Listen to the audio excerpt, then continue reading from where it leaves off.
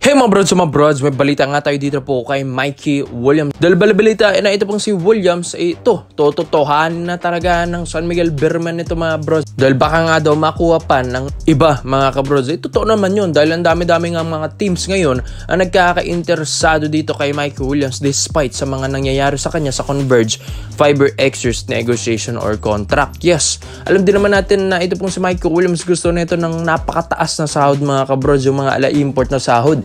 Pero hindi nga ito mabigay ng PBA team dahil sobra-sobra naman yun. Dahil hindi naman daw siya import, local lang din naman siya mga kabrods. Pero ito, ang SMB, balak nilang kunin ito pong si Mikey Williams. Di man ito pang import na sahod na gustong i-offer ng SMB pero mas mataas ito sa offer ng Converge Fiber Xers. Yes, ito pong si Mikey Williams kahit sabihin natin may attitude, ang mga paalapera na naman itong si Mikey Williams mga kabrods, binibigyan ka naman ng magandang laro na ito mga kabrods. Ito pong si Mikey Williams, one of the best player na rin na naglaro dito sa PBA kaya wala ka ring masabi sa manlalaro na ito. Talagang napakagaling na player, yung tipong bibigyan mo ng 2 kampeonato yung TNT tapos 2 finals MVP. Syempre, mapapamangha ka na lang din talaga. Kaya ito, offeran mo lang ito ng malaki sa sahod dito ng malaki. Well, maglalaro talaga ito ng maayos mga kabros. Dito naman sa SMB, gusto rin naman din talaga kasi nila na kunin ito pong si Mikey Williams dahil nga yung Grand Slam bid na gustong gawin ng SMB ito, magtutuloy-tuloy na ito mga kabrods. Nauna na ngayong All Filipino dahil tinalo yung TNT. Uunahin na naman nila yung governors ngayon tapos commissioners naman next time.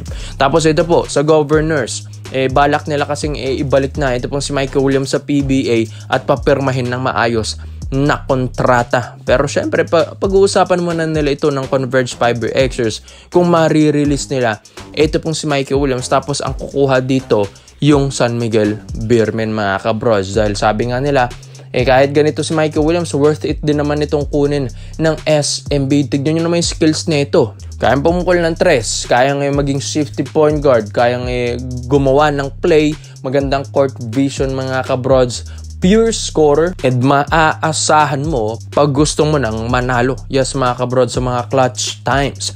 Yes, dyan din naman talaga magaling si Mikey Williams. Kaya nga, sa dami-daming mga players na magaling din dito sa PBA, ito talaga yung isa sa mga napahanga, si Jordan Clarkson. Yes mga kabrods, talagang napahanga dito ang ating kabayan na NBA player na si JC. Dahil nga, ito pong mga galawan ni Mikey Williams, parang ala NBA nga daw ang nakikita nila dito.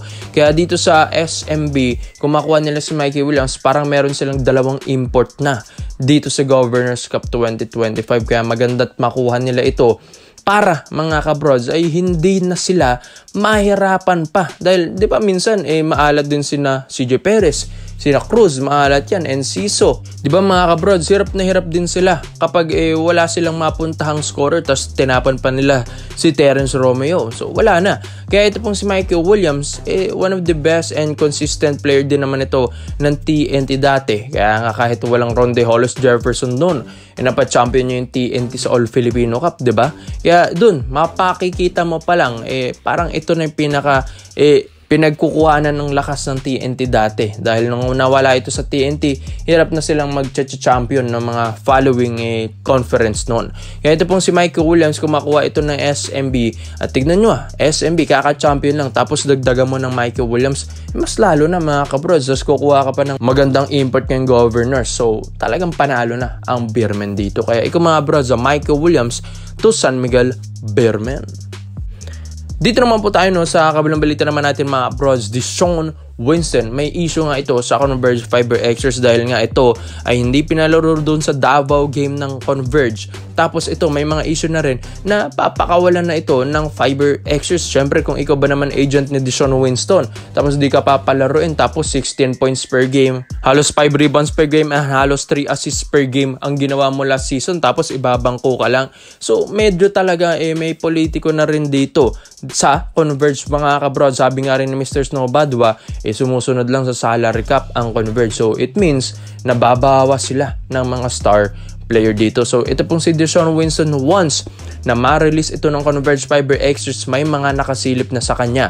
Lalong-lalo na ito pong Barangay Ginebra San Miguel dahil gusto nga nilang kunin yung 6'3" point guard o shooting guard na ito dahil ito ay pure scorer. Sa pagkawala nga ng Jamie Malonzo sa Ginebra, naghahanap tuloy sila ng scorer. Hindi man ganun katangkad ni Jamie Malonzo, pero legit scorer. Katulad na lang ni Deshaun Winston dahil mga big man din naman ang kukunin na susunod din ng Ginebra ngayon. Lalo na off-season din nila. Kaya ito pong si Deshaun Winston, ito yung isa sa mga idadagdag sa lineup mga kabrods once na ma-release ito ng Converge. Dahil syempre, talagang magpapa-release ito. Tapos hindi ka pa ba naman mabibigyan ng kontrata sa Converge tapos hindi ka pa papalaruin. So mahirap ito para kay Shawnee. Lalong-lalo na ito pong si Shawnee Winston, sanay ito sa babad na laruan. Tignan nyo ba naman, 16 points per game. Ang laki nun mga kabrods. Yes, parang import na rin kung maglaro. Ito pong si Deshaun, kaya nga yan yung gusto ni Coach Tim Cone. Sa dami-dami kasi pwede nalang kunin na scorer dito sa PBA. Ito pong si Deshaun talaga yung isa sa mga minamatan na rin nila. Dati nga, ito pong si Cedric Bearfield sana, kaso medyo may pagka-attitude nga daw yung player na yon dun sa Northport Batampier. Pero ito po kasing si Deshaun Winston, walang attitude, talagang pure ballin lang. Talagang kung gusto nitong manalo, maipapanalo niya. Kaya nga 'di ba yung Converge sa mga past few seasons nila, medyo gumaganda yung standing nila dun sa spot sa mga top 8 natin. Pasok na pasok sila, kaya every season nakakapasok ang Converge ng playoffs round dahil nga kay Deshaun Winston din. Yes mga kabros, dahil ito talagang isa sa mga key players ng Converge Fiber Xers. Kaya ito, para sa Barangay Nabra San Miguel, lalong-lalo na't narinig nila na ito, nagkakandagulo na sa negotiation dito kay Deshaun Winston sa Converge, ang Ginebra ay magi-step up na dito.